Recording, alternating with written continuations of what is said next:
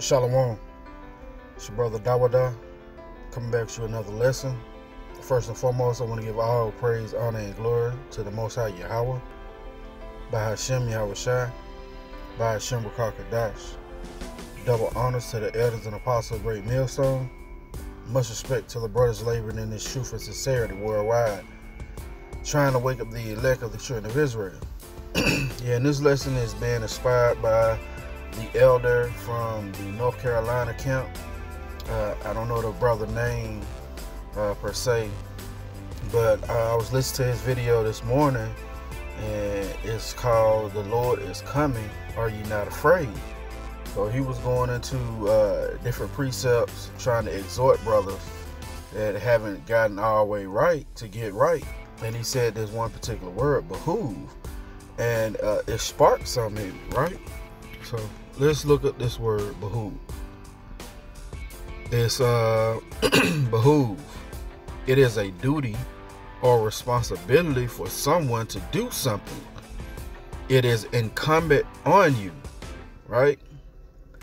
It is appropriate or suitable. It befits. It's a benefit, right? So that actually sparked, you know what I'm saying, this lesson, right? So it's our duty, man, to what? To run this race faithfully. It is our duty to finish the race that is set before us, right? So let's get into it. This is Habakkuk chapter 2 and verse 1.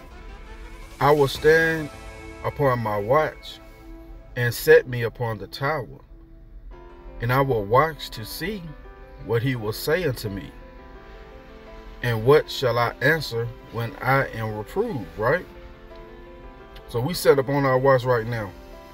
We looking and hasten to the coming of who? Yahweh Shai, right?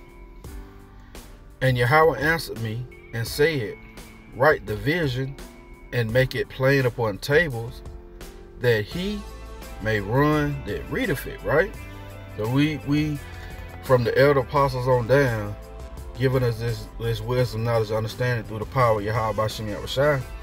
You know what I'm saying? We running this race right now.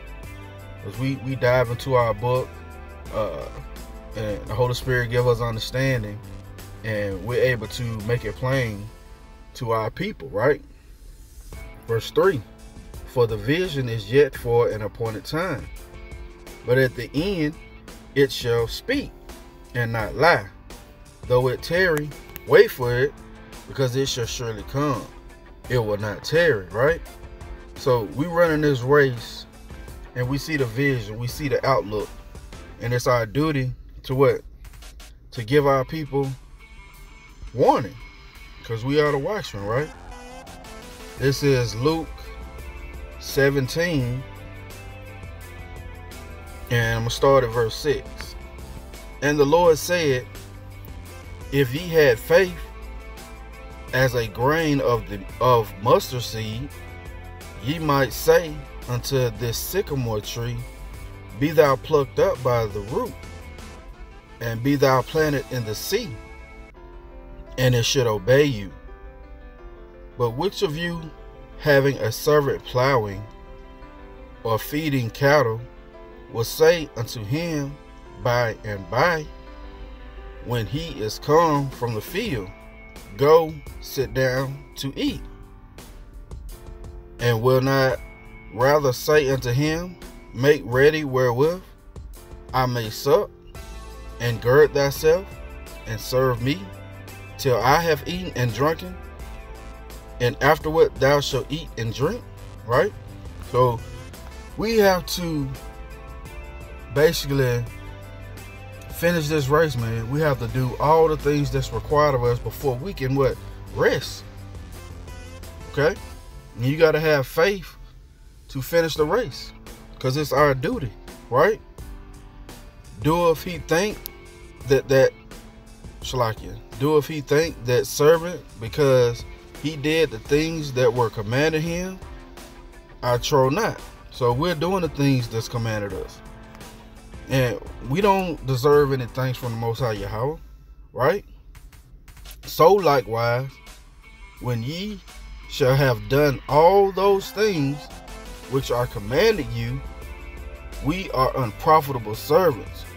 We have done that which is our duty to do. So we just doing what we supposed to do, man. And the reward comes at the end. We just doing what is commanded of us. And that requires faith to run this race. This is Romans chapter 12 and verse 1. I beseech you, therefore, brethren, by the mercies of Yahweh, that you present your bodies a living sacrifice, holy, acceptable unto Yahweh, which is your reasonable service, right? This is our reasonable service, to present our bodies as a living sacrifice. It's our duty to go out on the highways and byways, do these video epistles. This is our duty, man. This is what we were put on this earth to do, man. Having the faith to finish the race, right? This is the book of 1 Corinthians chapter 9 and verse 13. Do ye not know that they which minister about holy things live of the things of the temple, right? We are the temple of the Most High God, right? So the kingdom is within us. And that's what we're ministering about. The gospel. And they which wait at the altar are partakers with the altar, right? So we wait at the altar on the highways and byways every day, man. Trying to see which man is worthy to come into that circle, right? Even so have the Lord ordained that they which preach the gospel should live of the gospel, right? Let's read that again. Even so hath the Lord ordained that they which preach the gospel should live of the gospel, okay? But I have used none of these things, neither have I written these things, that it should that it should be so done unto me, right? So Paul didn't write these things for it to be done because of him, right? For it were better for me to die than that any man should make my glorying void, okay? So Paul wanted the glory of the Most High God. He didn't want the glory of man. Verse 16. Though I preach the gospel, I have nothing to glory of. For necessity is laid upon me. Woe, yea, woe is unto me if I preach not the gospel, right? Woe unto us if we preach not the gospel, man. We gotta have faith to finish the race, because it's our duty, right? For if I do this thing willingly, I have a reward, right? But if against my will, a disposition of the gospel is committed unto me, right? It's like a dispensation of the gospel is committed unto me. Let's read that again. It's 1 Corinthians 9 and 17. For if I do this thing willingly, I have a reward. But if against my will, a dispensation of the gospel is committed unto me, right? Let's look at this word dispensation. Let's see what it says.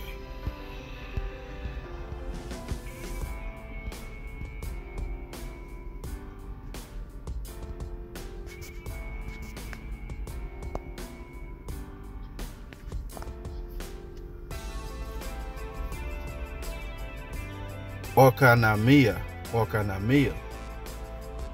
and is the management of a household or of household affairs, specifically the management, oversight, administration of others' property, right? So we managing who? The the lost sheep of the house of Israel, man. We overseers right now. We placeholders for Yahushua, right? Verse 18. What is my reward then?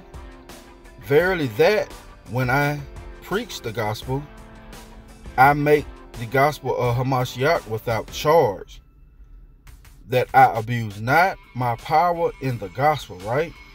So Paul letting you know, man, that it's his duty because he's tied to the gospel, man. He said, woe is him if he preach not the gospel, man. And that's the same way you should feel, right? And Paul was like, what is his reward? Well, let's get it. This is 1 Corinthians chapter 3 and verse 8. It says, now he that planteth and he that watereth are one, and every man shall receive his own reward according to his own labor, right? So you're going to receive your own reward according to your own labor, man. So the more you put in, the more you get out. We laying up treasures in what? The kingdom of heaven, man. Where it's not moth eaten or rusted, right? But the Most High, he's not forgetful to his ones who endure unto the end, who finished that race through faith, because it's our duty, man. It's something he put in us from the beginning, right? This is Hebrews chapter 6 and verse 10. For Yahweh is not unrighteous to forget your work and labor of love. You're doing this willingly, right? Which ye have shewed forth, which ye have showed toward his name, in that ye have ministered to the saints and do minister, right?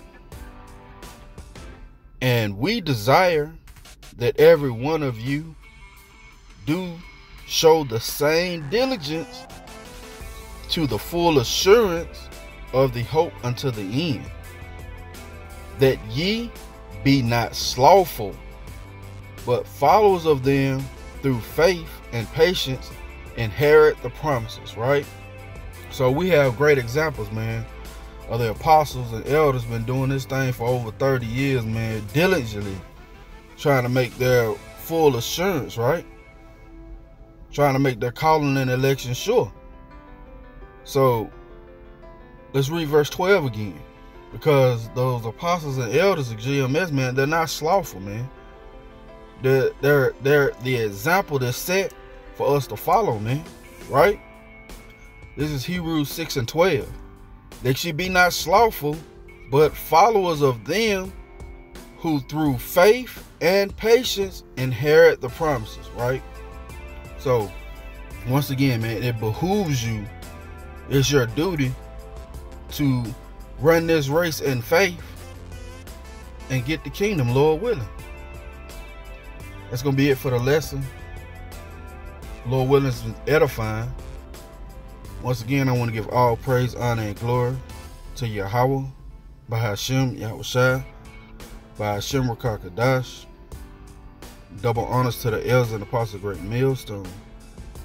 Much respect to the brothers laboring in this truth worldwide to wake up the elect of the children of Israel. Till the next time I say, Shalom.